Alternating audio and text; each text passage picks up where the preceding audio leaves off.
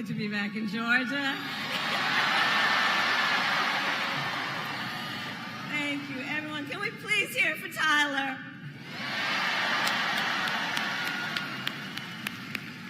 I want to thank Tyler for that incredible introduction. I invited him and several other young entrepreneurs to come and visit with me at the White House. And we had a really very long and important conversation about the future of America. And Tyler, you represent the best of our future. Thank you for that.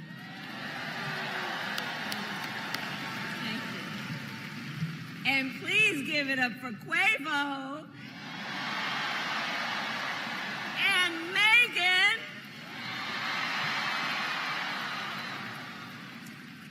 So it is so good to see everyone. And let me also thank our incredible members of Congress who are with us this evening. Senator John Ossoff, Senator Raphael Warnock, and Representative Nikema Williams. To Mayor Andre Dickens, thank you for welcoming me back to Atlanta. And thank you to the great Stacey Abrams for your extraordinary leadership. So, Georgia, it is so good to be back. And I am very clear. The path to the White House runs right through this state. And you all helped us win in 2020, and we're going to do it again in 2024. Yes, we will. Yes, we will. So let's get right down. So I'm gonna get into some business now. Okay, I'm gonna get into some business now. All right. So Georgia, as many of you know, before, and have a seat if you have a chair.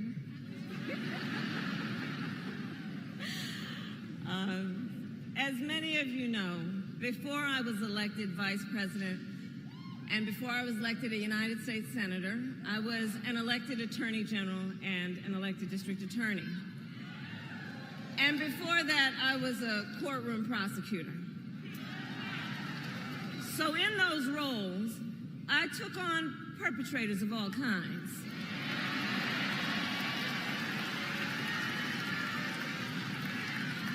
Predators who abused women, fraudsters who ripped off consumers, cheaters who broke the rules for their own gain.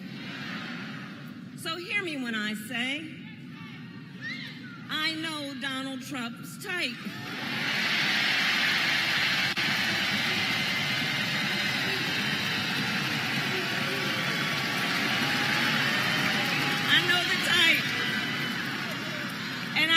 Dealing with people like him my entire career. For example, as Attorney General of California, I took on one of our country's largest for-profit colleges that was scamming students. Well, Donald Trump ran a for-profit college that scammed students.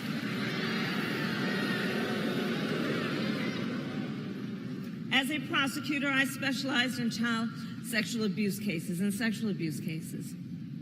Well, Trump was found liable for committing sexual abuse. And as an attorney general, I held the big Wall Street banks accountable for fraud. Donald Trump, guilty of fraud, 34 counts.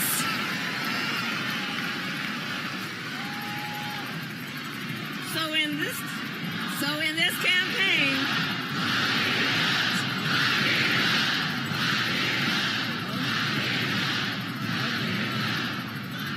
this campaign, I will proudly put my record against his any day of the week. Any day of the week. Including, for example, on the issue of immigration. So I was the Attorney General of a border state. In that job, I walked underground tunnels between the United States and Mexico on that border with law enforcement officers. I went after transnational gangs, drug cartels, and human traffickers that came into our country illegally. I prosecuted them in case after case, and I won. Donald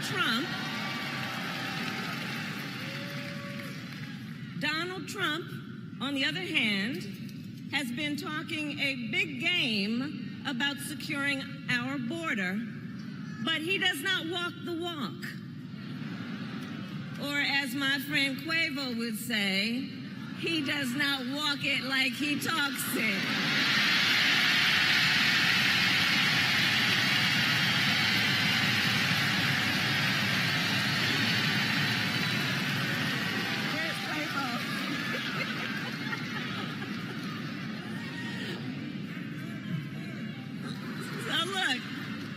Administration worked on the most significant border security bill in decades. Some of the most conservative Republicans in Washington, D.C. supported the bill. Even the Border Patrol endorsed it. It was all set to pass. But at the last minute, Trump directed his allies in the Senate to vote it down. Right. He tanked the bipartisan deal because he thought it would help him win an election. Which goes to show Donald Trump does not care about border security. He only cares about himself.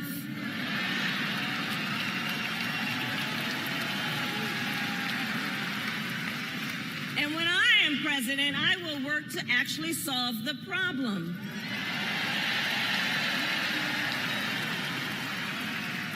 So here is my pledge to you. As president, I will bring back the border security bill that Donald Trump killed, and I will sign it into law and show Donald Trump what real leadership looks like.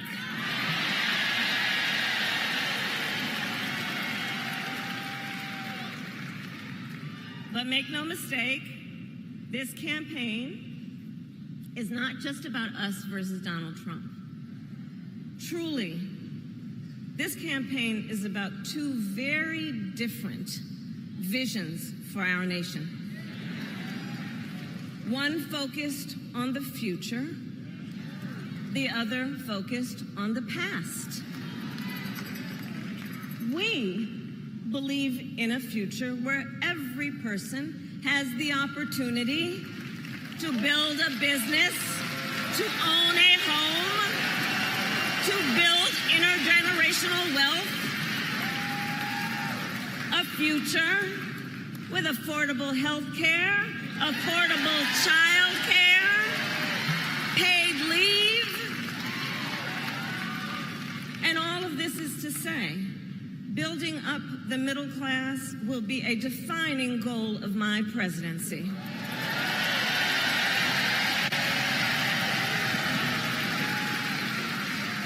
Because we here all know, when our middle class is strong, America is strong.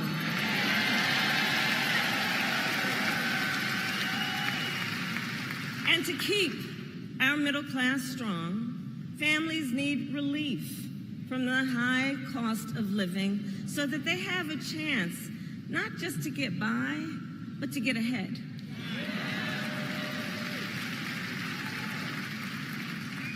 And yes, it is true that by many indicators, our economy is the strongest in the world. But while inflation is down and wages are up, prices are still too high. You know it and I know it. And when we win this election, here's what we're going to do about it. On day one, I will take on price gouging and bring down costs.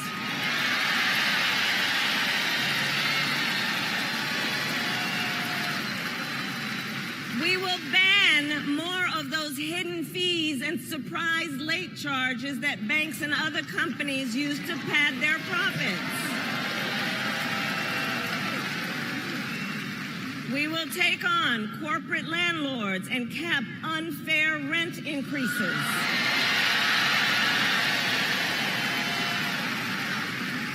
And we will take on Big Pharma to cap prescription drug costs for all Americans.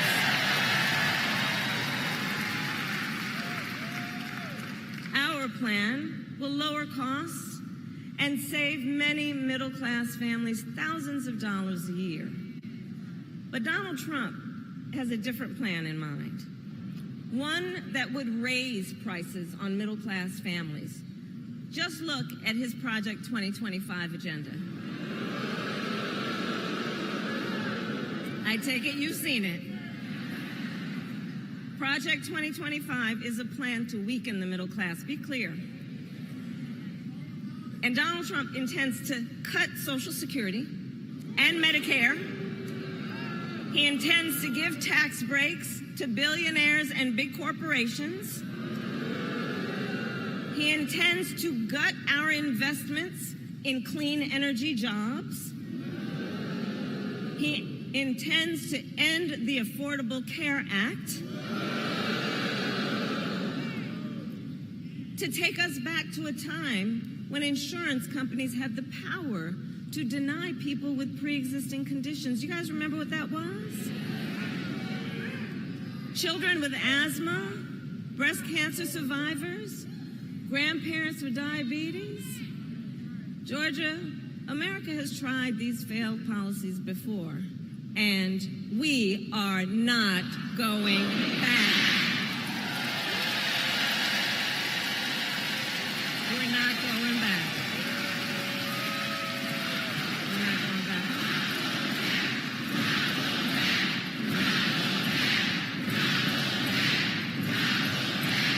That's right.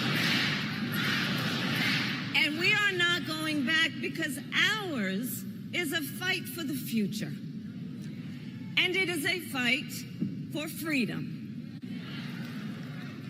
Across our nation, we are witnessing a full-on assault on hard-fought, hard-won freedoms and rights.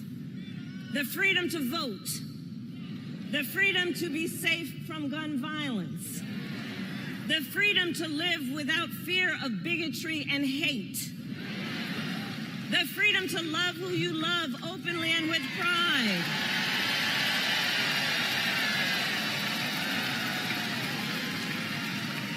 The freedom to learn and acknowledge our true and full history.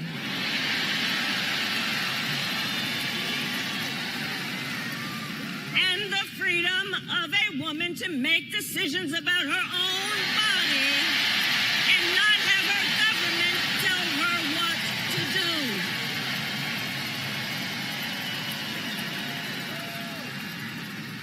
Ours is a fight for the future and for freedom.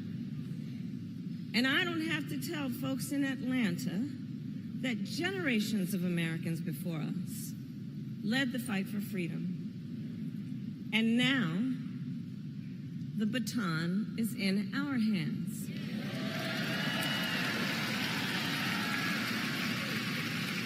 Each and every one of us.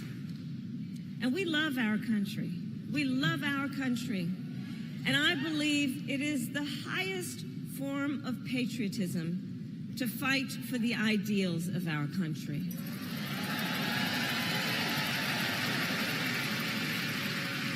And so, we who believe in the sacred freedom to vote will finally pass the Freedom to Vote Act and the John Lewis Voting Rights Advancement Act.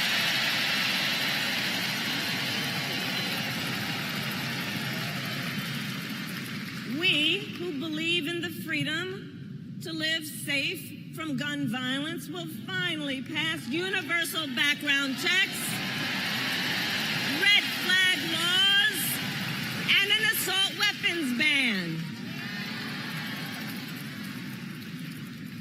We who believe in reproductive freedom will stop Donald Trump's extreme abortion bans, and when Congress passes a law to restore reproductive freedoms, as President of the United States, I will sign it into law.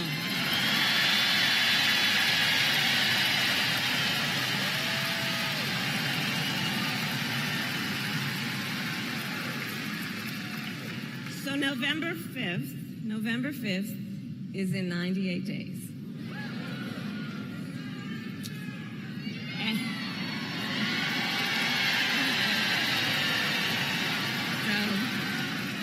In 98 days, and let's level set.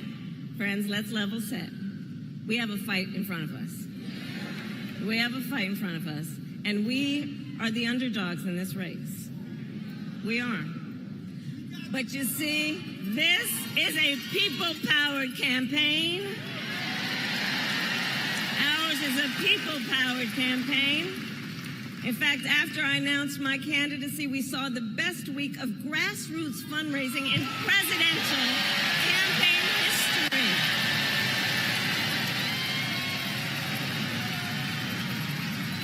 And if you go to KamalaHarris.com, you can help us build on that success. So the momentum in this race is shifting. And there are signs that Donald Trump is feeling it. You may have noticed. So last week, you may have seen, he pulled out of the debate in September he had previously agreed to.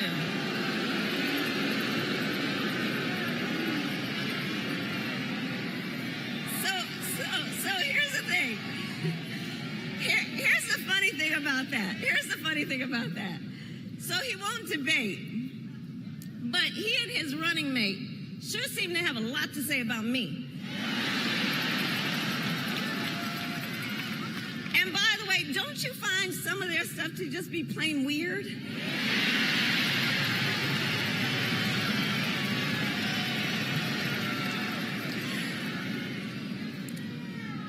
Well, Donald,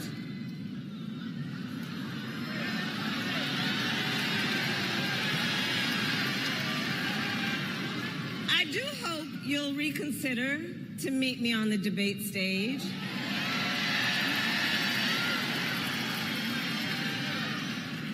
Because as the saying goes, if you've got something to say, say it to my face.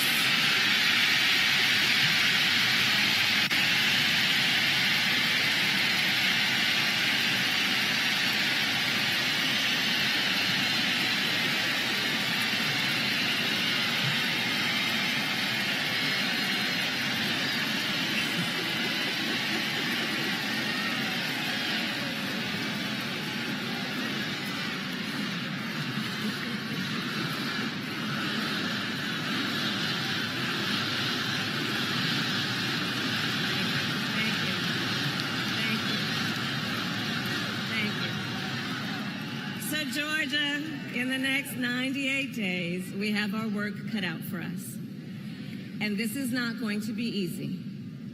This is hard work, but we like hard work. Hard work is good work. So, Georgia, today I ask you, are you ready to get to work? Do we believe in freedom? Do we believe in opportunity? Do we believe in the promise of America? And are we ready to fight for it?